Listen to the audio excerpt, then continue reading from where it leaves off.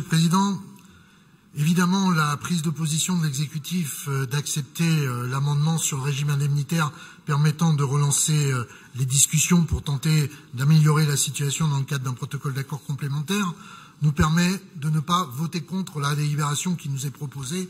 Nous nous abstiendrons pour montrer que nous sommes aussi attachés à la poursuite du dialogue social en notant les avancées qui ont pu être actées dans le protocole d'accord et non remis en cause d'ailleurs par l'ensemble des organisations syndicales, même si certaines souhaitaient, comme nous l'avons suggéré, poursuivre les discussions. En ce qui concerne le temps de travail, nous aurions aimé que la poursuite de la discussion se fasse, parce que nous considérons qu'effectivement, sur la question des 4 jours, il y a des débats.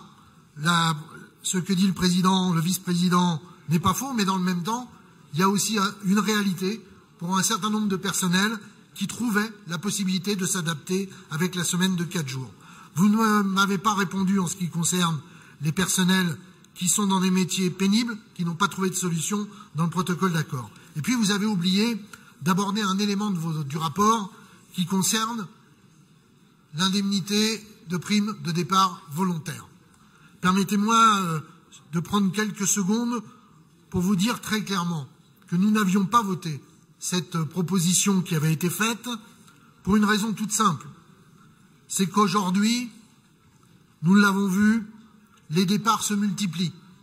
Ça a été dit à juste titre, les départs se multiplient, y compris vers d'autres collectivités locales qui sont satisfaites de récupérer des savoir-faire, alors que malheureusement, la région est en train de s'en priver.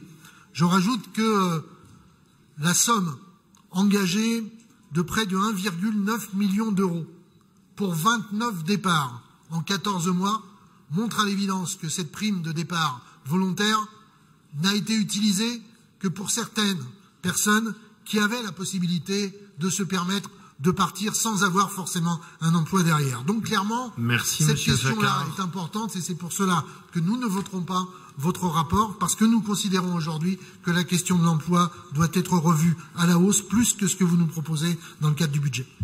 D'accord, merci.